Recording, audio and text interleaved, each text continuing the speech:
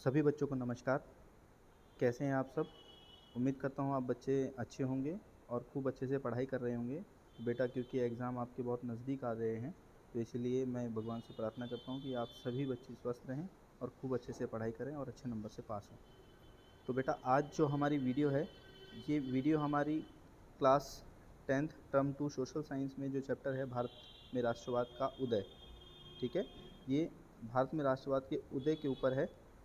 और इस चैप्टर में हम लोग इस वीडियो में हम लोग जो चैप्टर से इम्पोर्टेंट क्वेश्चंस हैं जो पेपर में आ सकते हैं, आज उनको डिस्कस करेंगे। तो ये पार्ट भी बहुत इंपॉर्टेंट है, तो वीडियो आप लोगों के लिए बहुत इंपॉर्टेंट होने वाला है। बेटा, वीडियो को पूरा देखिएगा।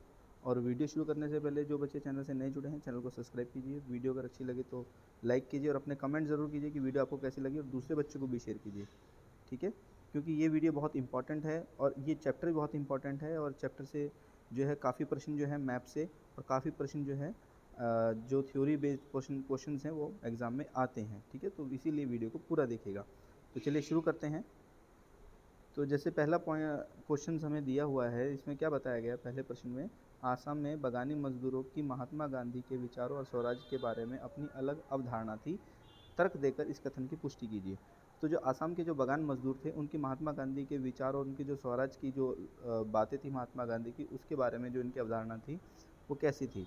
तो देखिए इसमें क्या बताया गया, आसाम में बगानी मजदूर जो थे, मजदूरों के लिए महात्मा गांधी के विचारों और आज़ादी का अर्थ यह था कि वे जब चाहें अंग्रेजी बगान मालिकों द्वारा बनाई गई चार दीवारी से बाहर जा सकते थे। इसके लिए उसके लिए आज़ादी का यह भी मतलब था कि वे अपने गांव में बेफिक्र होकर संपर्क रख पाएंगे।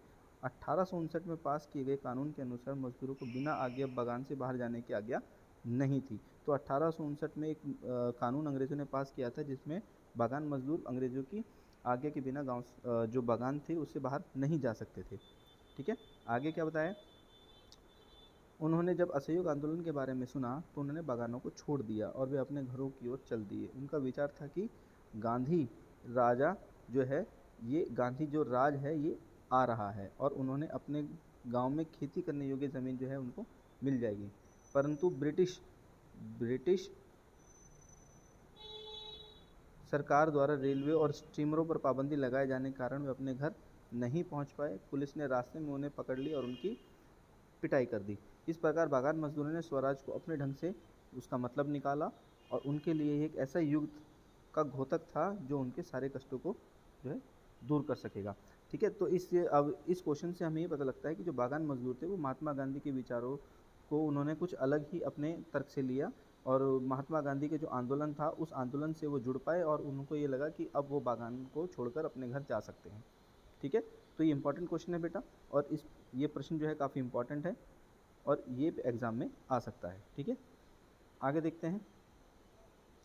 प्रश्न नंबर 2 में असहयोग आंदोलन किस प्रकार का एक आंदोलन था।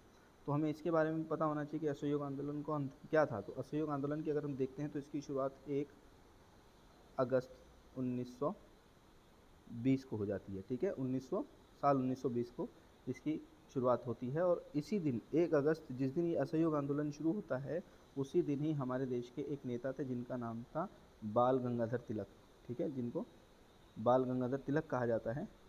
तो इनकी मृत्यु भी असहयोग आंदोलन के शुरुआत के दिन में ही हो जाती है। तो 1 अगस्त 1920 को जब असहयोग आंदोलन शुरू होता है और उसी दिन तिलक साहब की मृत्यु हो जाती है, ठीक है। तो इस आंदोलन ये किस प्रकार का आंदोलन था, तो अगर हम इसकी बात करते हैं तो पहला कारण ये था कि खिलाफत आंदोलन से हिंदू मुस्लिम एकता का जो वातावरण बना हुआ था उसे विशेषकर महात्मा गांधी बनाए रखना चाहते थे। तो महात्मा गांधी जो है ये हिंदू मुस्लिम एकता को बनाए रखना चाहते थे। प्रथम विश्व युद्ध में गांधी जी ने ब्रिटिश सरकार का साथ दिया था, क्योंकि उनका विचार था कि इसके बदले वह भारत को स्वराज सौंप देंगे। परंतु जब ऐसा नहीं हुआ तो उन्होंने असहयोग आंदोलन जो है उनको चलाना पड़ा। इसके बाद 1919 में ब्रिटिश सरकार ने एक बड़ा अपमानजनक कानून रॉल एक्ट पास कर दिया, जिसके अंतर्गत किसी भारतीय को बिना किसी कारण कैद किया जा सकता था, और ऐसा करना तो आग में घी डालने वाली बात थी। तो 1919 में रॉल एक्ट पास किया, जिसमें पंजाब के जो नेता थे जिनका नाम सैफुद्दीन किलची और डॉक्टर सतपाल थे, उनको अंग्रेज़ों ने गिरफ्तार कर लिया। और उसी सिलसिले में एक जलियांवाला बाग हत्याकांड भी हुआ था, जो आज भी भारत में जो है काफ़ी याद किया जाता है, ठीक है। इसके अलावा आगे कहता है, केवल यही नहीं, जब कुछ भारतीयों ने इस कानून का विरोध करने के लिए जलियांवाला बाग में एकत्रित हुए तो उन्हें गोलियों का निशाना बनाया गया। ऐसे में महात्मा गांधी चुप कैसे बैठ सकते थे। तो ये जैसे कि मैंने अभी आपको बताया कि जलियांवाला बाग हत्याकांड हुआ था, और उस जलियांवाला बाग हत्याकांड के बाद महात्मा गांधी ने क्या किया था, महात्मा गांधी ने अपनी जो हिंद केसरी की उपाधि थी वो भी छोड़ दी थी। तो जो जलियांवाला बाग हत्याकांड था उसका विरोध जो है काफ़ी लोगों ने किया था, ठीक है। और मतलब ये कह सकते हैं कि एक तरीके से इस नरसंहार को जो है आज भी भारतीय इतिहास में याद किया जाता है, ठीक है बच्चों। चलिए अगला क्वेश्चन देखते हैं। इसमें कहता है प्रश्न नंबर 3 में 1932 के पूना पैक्ट पर विचार व्यक्त कीजिए। तो सबसे पहले 1932 का जो पूना पैक्ट था, इसमें पूछा जा सकता है कि ये किसके बीच में हुआ था। तो ये गांधी जी और B R Ambedkar, B R Ambedkar, इनके बीच में हुआ था, ठीक है। तो आपसे एक नंबर पूछ सकता है कि पूना पैक्ट किन व्यक्ति के बीच में होता, तो महात्मा गांधी और बी आर अम्बेडकर के बीच में ये पूना पैक्ट हुआ था। तो इसके आंसर को देखते हैं। कहता है महात्मा गांधी ने ब्रिटिश सरकार के सांप्रदायिक निर्णय के विरुद्ध 20 सितंबर 1932 को अनिश्चितकालीन उपवास रख लिया, जिससे सारे देश में हलचल मच गई। इस समय महात्मा गांधी यरवदा जेल में थे और देश की जनता अपने प्रिय नेता के प्राण की रक्षा के लिए चिंतित हो उठी। ऐसे में मदन मोहन मालवीय जैसे कुछ नेताओं ने बी आर अम्बेडकर से भेंट करके उनसे कहा कि वह दलितों के पृथक निर्वाचन की मांग को छोड़ दें। उनके मानने पर दोनों पक्षों में 25 सितंबर 1932 को एक समझौता हुआ, जिसे पूना पैक्ट कहा जाता है। सरकार ने इस बात को मान लिया, जिसके परिणामस्वरूप गांधी जी ने अपना उपवास समाप्त कर दिया, ठीक है। तो पूना पैक्ट अगर हम बोले कि गांधी जी और बी आर अम्बेडकर के बीच में पूना पैक्ट करवाने वाले कौन व्यक्ति थे, तो वो थे मदन मोहन मालवीय, ठीक है। तो मदन मोहन मालवीय जो थे, ये वो व्यक्ति थे जिन्होंने पूना पैक्ट गांधी जी और बी आर अम्बेडकर साहब के बीच में करवाया था। और महात्मा गांधी उस समय कहाँ थे, उस समय जेल में थे, यरवदा जेल में थे, ठीक है बच्चों। चलिए आगे देखते हैं। आगे कहता है हमसे क्वेश्चन नंबर 4 में, साइमन आयोग क्या था और भारतवासियों ने इसका विरोध क्यों किया। तो देखिए साइमन आयोग क्या था। साइमन आयोग जो था, ये एक अंग्रेज अधिकारी थे जिनका नाम था सर जॉन साइमन। उनकी अध्यक्षता में ये आयोग बनाया गया था। तो फरवरी 1928 ईस्वी को इंग्लैंड की सरकार ने सर जॉन साइमन की अध्यक्षता में 7 सदस्यों का एक कमीशन भारत भेजा।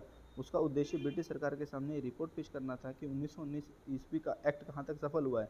तो 1919 का जो एक्ट था, जिसको मॉन्टेग्यू चेम्सफोर्ड कहते हैं, वो एक्ट कितना सफल हुआ, उस एक्ट की जांच पड़ताल के लिए साइमन आयोग बनाया था और भारत भेजा गया था। परंतु जहाँ भी साइमन कमीशन जाता वहाँ हड़ताल होती थी, काले झंडे दिखाए जाते थे और साइमन लौट जाओ के नारे लगाए जाते थे, ठीक है। तो साइमन कमीशन जब भारत आया तो इसका बहुत विरोध हुआ, हड़तालें हुई, काले झंडे दिखाए गए, ठीक है। लाला लाजपत राय ने भी इनका विरोध किया और उसी जो विरोध के दौरान लाला लाजपत राय पर लाठी से प्रहार किया गया और उनकी मृत्यु हो गई, ठीक है। तो इसमें देखते हैं इस कमीशन का बहिष्कार क्यों किया गया। तो इसका सबसे पहला कारण क्या है, इस कमीशन का बहिष्कार का पहला कारण है कि इसमें कोई भी सदस्य जो था वो भारतीय नहीं था। लोगों का विश्वास था कि भारत के विषय में कोई भी कमीशन ठीक नहीं सोच सकता जब तक कि उसमें कोई भी भारतीय सदस्य ना हो। दूसरा, इस कमीशन की धाराओं में भारत को स्वराज दिए जाने की कोई भी संभावना नहीं थी। तो ये कुछ कारण थे जिसकी वजह से इस कमीशन का बहिष्कार किया गया, ठीक है। चलिए आगे देखते हैं। प्रश्न नंबर 5 में कहता है देहात में असहयोग आंदोलन के फैलने का वर्णन करो। तो जो देहात गांव थे वहाँ पर असहयोग आंदोलन फैल रहा था, तो हमें उसके बारे में बताना है।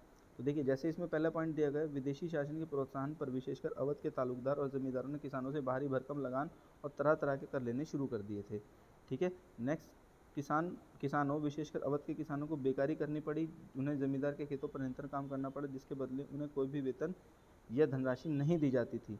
तो देहातों में ये समस्या चल रही थी, जिसकी वजह से गांव के लोग असहयोग आंदोलन से जुड़ गए। नेक्स्ट, पाटीदार के रूप में उनके पट्टे निश्चित होते थे। इसका परिणाम यह होता था कि उन्हें कभी पट्टे की ज़मीन से हटाया जाता था, ठीक है, और असली किया जाता था कि ताकि ज़मीन पर कोई भी अधिकार स्थापित ना हो सके, ठीक है। तो ये हम कह सकते हैं कि जो उनके जो पाटीदार थे वो उनको कभी भी ज़मीन के जो मालिकाना हक से जो है वो हटाया जा सकता था। ये किसान लोग इस तरीके की दुविधाओं को झेल रहे थे। अगला पॉइंट कहता है ग्रामीण लोग विशेषकर किसान वर्ग ग्रामीण और साहूकार से तंग नहीं हुआ, बल्कि वो विदेशी सरकार से बड़ा परेशान था। सरकारी अधिकारी जमींदारों और साहूकारों से अधिक क्रूर और अन्य जो थे जंगली लोग जो थे वो कभी भी यहाँ पर है कि जो जंगली लोग थे, जो जंगल में रहने वाले लोग थे, वो उनको जंगल में घुसने से मना कर दिया था, ठीक है। वो अपने पशुओं को जंगल में चारा नहीं चरा सकते थे, जिसकी वजह से उनके जो पशुओं थे उनको चारा मिलना बंद हो गया और वो क्या हुए, उनके पशु जो है वो भूखे मरने लग गए। जब पशु जो है मरने लग गए तो उनके आय के जो साधन थे वो बंद हो गए, जो जंगल में रहने वाले लोग थे। ठीक है, तो जो अंग्रेज़ अधिकारी थे, जो ब्रिटिश अधिकारी थे, उन्होंने इस तरीके के जंगली एक कानून बनाए जिसके तहत आदिवासी लोग जंगल में अपने जानवरों को नहीं चरा सकते थे। ठीक है, तो गांव देहात में इस तरीके से जब लोगों को पता लगा कि गांधी जी जैसा कोई व्यक्ति असहयोग आंदोलन चला रहा है, तो वो उस आंदोलन से जुड़ते चले गए। ठीक है बच्चों, नेक्स्ट आगे कहता है खिलाफत और असहयोग से क्या तात्पर्य, विस्तार पूर्वक वर्णन कीजिए। तो जैसे इसमें पहला पॉइंट दिया है, खिलाफत आंदोलन जो है ये अली भाई मोहम्मद अली और शौकत अली ने 1919 में शुरू किया, क्योंकि मित्र राष्ट्रों ने टर्की, ठीक है यहाँ पर टर्की है, टर्की को पराजित करके उसकी बहुत सी बस्तियों को बड़े अन्यायपूर्ण ढंग से बांट लिया। कांग्रेस नेताओं ने इस आंदोलन में अली भाइयों का साथ दिया। ठीक है, तो प्रथम विश्व युद्ध में जो ब्रिटेन था उसने क्या किया, टर्की को पराजित किया और टर्की के जो हिस्से थे उसको मित्र राष्ट्रों ने आपस में बांट लिया। तो जो कांग्रेस के जो नेता थे उन्होंने इस खिलाफत आंदोलन का साथ दिया, और खिलाफत आंदोलन शुरू करने वाले जो दो भाई थे जिनका नाम है मोहम्मद अली और शौकत अली। ठीक है, नेक्स्ट आगे बोला गया है 1920 ईस्वी में कांग्रेस ने पंजाब के लोगों के साथ किए गए अत्याचारपूर्ण व्यवहार और अन्यायपूर्ण बर्ताव का विरोध करने के विचार से महात्मा गांधी और मोतीलाल नेहरू के नेतृत्व में एक आंदोलन शुरू किया जो असहयोग आंदोलन के नाम से प्रसिद्ध हुआ। ठीक है, तो साल 1920 में असहयोग आंदोलन की शुरुआत होती है। इसके अतिरिक्त कांग्रेस नेता विशेषकर महात्मा गांधी राष्ट्रीय आंदोलन को एक जन आंदोलन बनाना चाहते थे। ठीक है, तो ये जो था ये खिलाफत आंदोलन और असहयोग आंदोलन के बारे में था कि खिलाफत आंदोलन शुरू करने वाले कौन थे, कि खिलाफत आंदोलन शुरू करने वाले मोहम्मद अली और शौकत अली थे। क्यों, क्योंकि जो टर्की था, जो टर्की जो देश था उस पर कई तरीके की पाबंदियां जो है मित्र राष्ट्रों ने लगा दी थी, जिसका विरोध दुनिया के दूसरे देशों के मुसलमान भी कर रहे थे। क्योंकि जो खलीफा होता है, जो धर्म गुरु होता है, वो खलीफा होता है और वो कहाँ से बिलोंग करता है, वो टर्की से बिलोंग करता है। तो उसके पद को समाप्त करने की बात चल रही थी, जिसका विरोध भारत के साथ साथ दुनिया के दूसरे देश के जो मुसलमान थे उन्होंने किया। ठीक है, और असहयोग आंदोलन की बात करते हो तो असहयोग आंदोलन जो है ये महात्मा गांधी जी ने शुरू किया था, जिसमें महात्मा गांधी जी ने ये बोला था कि वो अंग्रेजों का किसी प्रकार सहयोग नहीं करेंगे जब तक कि उन्हें आज़ादी नहीं मिल जाती। आगे देखते हैं, अगला पॉइंट है असहयोग आंदोलन शहरों में धीरे धीरे क्यों धीमा पड़ने लगा, कोई 3 कारण स्पष्ट कीजिए। तो देखिए इसमें पहला कारण जो है विदेशी वस्तुओं का बहिष्कार करना नगर वासियों के लिए कठिन होता जा रहा था, क्योंकि मिल का बना हुआ विदेशी कपड़ा खादी की अपेक्षा काफ़ी सस्ता था, उत्तम क्वालिटी देखा था, इस प्रकार जनसाधारण के लिए खादी पहनना कठिन हो रहा था। तो जो खादी के वस्त्र थे काफ़ी महंगे होते थे, लेकिन जो अंग्रेजी मिल का कपड़ा था ये काफ़ी सस्ता था, जिसकी वजह से जनसाधारण के लिए खादी पहनना जो है काफ़ी मुश्किल होता जा रहा था। अंग्रेजी शिक्षा संस्थाओं का बॉयकॉट करना कठिन होता जा रहा था। ऐसी भारतीय शिक्षा संस्थाएं स्थापित नहीं हो पाई थी जहां भारतीयों को तकनीकी और शिक्षा दी जा सके। इस प्रकार दोनों विद्यार्थी और शिक्षकों ने सरकारी स्कूल और कॉलेज में दोबारा जाना शुरू कर दिया। ठीक है, तो भारतीयों की जो इतनी सारी शिक्षा संस्थाएं नहीं थी जिसमें कि विद्यार्थी तकनीकी और शिक्षा का ज्ञान ले सके, तो वापस से विद्यार्थियों को दोबारा से जो अंग्रेजी स्कूल कॉलेज थे उनमें दाखिला लेना पड़ा। इस प्रकार अनेक व्यवसाय जैसे सरकारी नौकरी, वकील, क्लर्क, जो क्लर्क है, क्लर्कों को बैंकों में काम करने वालों ने भी अपने पुराने सरकारी कामकाज की संस्थाओं में जाना शुरू कर दिया। तो जो वकील थे, जो सरकारी वकील थे, जो क्लर्क थे, जो बैंकों में काम करते थे, जिन्होंने अंग्रेजी वकालत की, अंग्रेजी दफ्तरों को बाइकआउट किया था, वो वापस जो है अपने कामकाज में उन्होंने जाना शुरू कर दिया।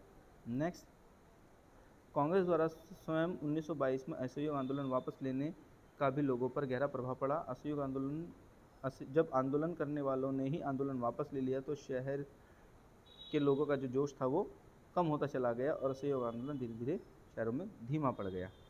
ठीक है, नेक्स्ट आगे क्वेश्चन है, यहाँ पे प्रश्न दिया है कांग्रेस संगठन में महिलाओं को किसी भी महत्वपूर्ण पद पर जगह देने से क्यों हिचकिचाती रही।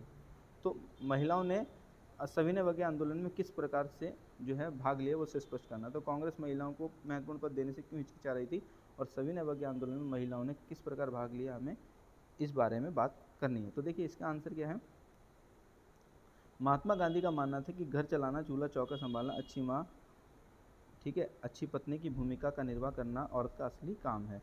संगठन में उनकी प्रतीकात्मक उपस्थिति में महिलाओं की सोच, इसीलिए लंबे समय तक कांग्रेस संगठन में महिलाओं को महत्वपूर्ण पद देने से हिचकिचा रही थी। तो यहाँ पे क्या बताया गया, यहाँ पे गांधी जी का भी मानना था कि जो महिलाएं हैं वो एक अच्छी माँ और एक अच्छी पत्नी बनकर जो है अपने महिला का जो है अच्छा निर्वाह कर सकती है, एक असली और अच्छी जो है महिला बन सकती है। और संगठन की जो प्रतीकात्मक उपस्थिति, महिलाओं की जो सोच थी वो ये थी कि लंबे समय तक संगठन में महिलाओं को जो महत्वपूर्ण पद देने से हिचकिचा रही थी। तो कहीं ना कहीं जो कांग्रेस संगठन जो था वो महिलाओं के बारे में जो विचार रख रहा था वो विचार सकारात्मक नहीं थे, जिसकी वजह से उनको महत्वपूर्ण पद देने से कांग्रेस हिचकिचा रही थी।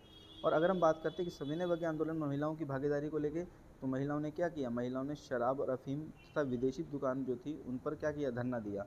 समस्त विदेशी वस्तु का बहिष्कार करते हुए उन्हें जला दिया। नमक कानून का उल्लंघन किया और स्वयं नमक बनाया। ठीक है, आगे देखते हैं अगला क्वेश्चन। आगे है प्रश्न नंबर 8, गांधी जी द्वारा हरिजनों को उनके अधिकार को दिलाने के लिए किए गए किन्हीं 3 प्रयासों का उल्लेख कीजिए। तो गांधी जी ने हरिजनों को जो अधिकार दिलाए उनके बारे में हमें बताना है। ठीक है, तो पहला देखिए इसमें पॉइंट क्या है, दलितों को हरिजन का नाम देने का सबसे पहले प्रयास महात्मा गांधी ने किया। तो हरिजन जो नाम था दलितों को देने का सबसे पहला प्रयास किसका था, महात्मा गांधी का। हरि, ये देखिए 2 शब्द से बना है हरिजन, हरि जमा में जन, हरि मतलब भगवान और जन मतलब जनता या लोग, तो भगवान के लोग या भगवान के बंदे। तो हरिजन जो नाम है ये महात्मा गांधी ने सबसे पहले दलितों को दिया था। इसके बाद उसमें बताया गया बहुत समय तक कांग्रेस ने भी दलितों की अवहेलना की कि इस डर से कि उन्हें ऊंचे वर्ग के लोगों जो है वो कांग्रेस से ना रूठ जाए, परंतु महात्मा गांधी ने सबसे पहले इस धारणा को समाप्त किया। उन्होंने इस बात की घोषणा की कि जब तक जो छुआछूत है ये दूर नहीं हो जाती है तब तक स्वतंत्रता का कोई जो है वो मोल या कोई भी जो है हक नहीं है।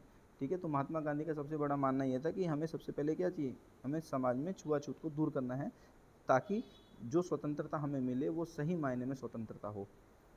नेक्स्ट अगला पॉइंट में है जिसमें बताया गया है उन्होंने स्वयं हरिजन बस्ती में जाकर उनके साथ घनिष्ठ संबंध स्थापित किए ताकि अन्य लोगों को भी ऐसा करने का जो है वो प्रोत्साहन मिले।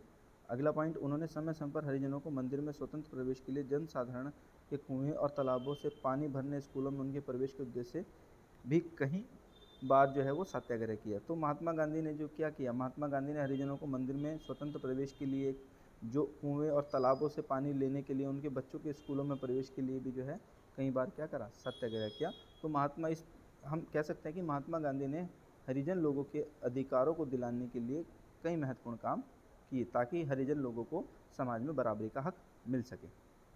नेक्स्ट आगे इसमें प्रश्न में पूछा गया है बेटा कि प्रश्न नंबर 9 में भारत के लोग रोल एक्ट के विरोध में क्यों थे। तो रोल एक्ट के बारे में पूछा गया कि रोल एक्ट का विरोध क्यों किया जा रहा था। तो देखिए इस प्रश्न में उत्तर क्या है, इसमें बोला गया है यह एक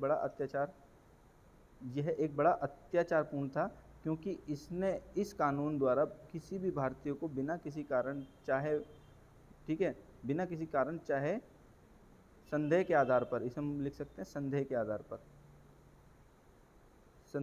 आधार पर जेल में डाला जा सकता था। ठीक है, तो भारतीय को बिना किसी कारण संदेह के आधार पर जो है जेल में डाला जा सकता था। और इसमें क्या बोला गया है, इसमें बोला गया है अब किसी अपील, दलील, वकील का कोई स्थान बाकी नहीं रह गया। तो केवल संदेह के आधार पर ही रोल एक्ट में ये कानून था कि अगर अंग्रेजों को किसी भारतीय पर ये संदेह है कि वो किसी हिंसात्मक गतिविधि में शामिल हो सकता है तो उस व्यक्ति को गिरफ्तार किया जा सकता था और उसे कोई भी अपील, दलील और वकील करने की इजाज़त नहीं होती थी। नेक्स्ट, यह कानून भारतीयों के नाम पर एक बड़ा कलंक, विशेषकर उस अवस्था में जब कि महात्मा गांधी के नेतृत्व में पहले विश्व युद्ध में उन्होंने ब्रिटिश सरकार की विशेष सहायता की थी। तो ये बोल सकते हैं कि एक बहुत बड़ा कलंक था क्योंकि प्रथम वर्ल्ड वॉर जब अंग्रेज़ लोग लड़ रहे थे तो उसमें महात्मा गांधी ने अंग्रेज़ों का साथ दिया था, ये कहते हुए कि विश्व युद्ध खत्म होने के बाद आप लोग हमारे देश को छोड़ देंगे। ठीक है, अगला पॉइंट, एक अन्यायपूर्ण एक्ट के परिणाम स्वरूप भारतीयों को धरपकड़ कर पकड़ा जाने लगा जिससे चारों ओर एक खौफनाक वातावरण पैदा हो गया। ऐसे खौफनाक वातावरण में लोगों का जीना जो है वो दूभर हो गया और ऐसी भयंकर परिस्थिति में महात्मा गांधी ने राष्ट्रव्यापी सत्याग्रह प्रारंभ करने का निर्णय लिया। ठीक है, तो रोल एक्ट के बारे में ये बातें हम कह सकते हैं। ठीक है, तो इस रोल एक्ट का ही, इसके बारे में एक इम्पॉर्टेंट फैक्ट ये है कि इस रोल एक्ट का ही विरोध जो लोग जो थे वो पंजाब में जो अमृतसर है, जहाँ पर अमृतसर में एक बाग है जिसको हम कहते हैं जलियांवाला बाग। ठीक है, तो इस रोल एक्ट के विरोध में ही पंजाब में जो लोग हैं अमृतसर में जलियांवाला बाग जो है वहाँ पर एक शांतिपूर्ण प्रदर्शन कर रहे थे, जिसमें जनरल डायर ने उन लोगों पर केवल और केवल संदेह के आधार पर उन पर गोलियां चलवा दी कि हो सकता है वो लोग हथियारों के साथ अंग्रेज़ों के ऊपर हमला करने का कोई प्लान बना रहे हो। तो जनरल डायर के दिमाग में ये बात चल रही थी और उसने निहत्थी भीड़ पर, क्योंकि उस समय देखो जबकि ये बात है 13 अप्रैल 1919 की। तो 13 अप्रैल 1919 को जब जलियांवाला बाग में हत्याकांड हुआ तो उस समय 13 तारीख को अप्रैल के महीने में बैसाखी का मेला लगा हुआ था। ठीक है, बैसाखी का मेला लगा हुआ था, तो उस पार्क में बहुत भीड़ थी जो मेला देखने आई थी। लेकिन जनरल डायर ने इस बात को बिना सोचे समझे लोगों पर गोलियां चलवा दी, जिसमें कई सारे मासूम लोग, बच्चे, बूढ़े, जवान सब मारे गए। ठीक है, तो ये जो जलियांवाला बाग हत्याकांड था इसे आज भी भारतीय इतिहास में याद किया जाता है। ठीक है, तो उम्मीद करता हूँ बच्चों को समझ में आया होगा बेटा। अब आगे देखिए, अगला जो काम है ये है मानचित्र कार्य। ठीक है, इसमें कुछ प्रश्न हमसे पूछे गए हैं। देखो, जैसे पहला प्रश्न हमसे पूछा गया है, इसमें हमसे पूछा गया है कि वह स्थान जहां 1927 में भारतीय राष्ट्रीय कांग्रेस का अधिवेशन हुआ था। तो 1927 में जब भारतीय राष्ट्रीय कांग्रेस का अधिवेशन हुआ था वो था मद्रास। और मद्रास कहाँ है? ये है हमारा तमिलनाडु में। तो ये देखिए, ये वाला जो है यहाँ पर आ जाएगा हमारा तमिलनाडु। ठीक है बच्चों, तो ये वाला राज्य जो है ये हमारा तमिलनाडु। इसके बाद नेक्स्ट इसमें पूछा गया है वह स्थान जहाँ गांधी जी ने नमक कानून तोड़ा। तो गांधी जी ने नमक कानून कहाँ तोड़ा? गांधी जी ने नमक कानून तोड़ा ये वाला एरिया, ये जो है स्थान है ये है दांडी, और ये है गुजरात में। ठीक है बच्चों, तो गांधी जी ने यहाँ पर नमक कानून तोड़ा। नेक्स्ट आगे कहता है वह स्थान जहाँ गांधी जी ने गुजरात के किसानों के लिए सत्याग्रह किया। तो 1917 में गुजरात के किसानों के लिए गांधी जी ने सत्याग्रह किया था, वो कहाँ है? वो जगह है खेड़ा, और ये भी है गुजरात में। ठीक है, तो अगर हम इसको भरते हैं तो देखिए ये वाला राज्य हमारा गुजरात है, ये वाला जो राज्य है गुजरात, और हम इसके अंदर भरेंगे खेड़ा वो जगह है जहाँ। अगले पॉइंट में हमसे पूछता है, कहता है वह स्थान जहाँ दिसंबर सन 1920 में भारतीय राष्ट्रीय कांग्रेस का अधिवेशन हुआ था। तो अगर हम भारतीय राष्ट्रीय कांग्रेस के अधिवेशन की बात करते हैं तो बच्चों आप देख पा रहे हैं ये नक्शे में, हम इसको थोड़ा जूम कर लेते हैं। ये देखिए, आप देख पा रहे हैं दिसंबर, अगर हम बात करते हैं दिसंबर 1920 में कांग्रेस का अधिवेशन, दिसंबर महीने में 1920 में कांग्रेस का जो अधिवेशन था वो हुआ था। ये देखिए, ये वाला जो राज्य है ये है हमारा महाराष्ट्र। ठीक है, और यहाँ एक शहर है जिसको हम बोलते हैं नागपुर। ठीक है, और नागपुर वो शहर है जहाँ दिसंबर 1920 में भारतीय राष्ट्रीय कांग्रेस का अधिवेशन हुआ था। ठीक है, और इस अधिवेशन की जो अध्यक्षता थी वो वीर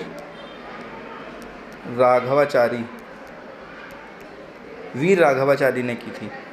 ठीक है, तो दिसंबर 1920 का जो अधिवेशन था ये नागपुर में हुआ था, और नागपुर कहाँ पर है? ये महाराष्ट्र में है, जिसके हेड कौन थे? वीर राघवाचारी। ठीक है बच्चों, अब इसके बाद आगे देखते हैं। आगे हमसे पूछा गया है कि वह स्थान जहां सितंबर 1920 में कांग्रेस का अधिवेशन हुआ था।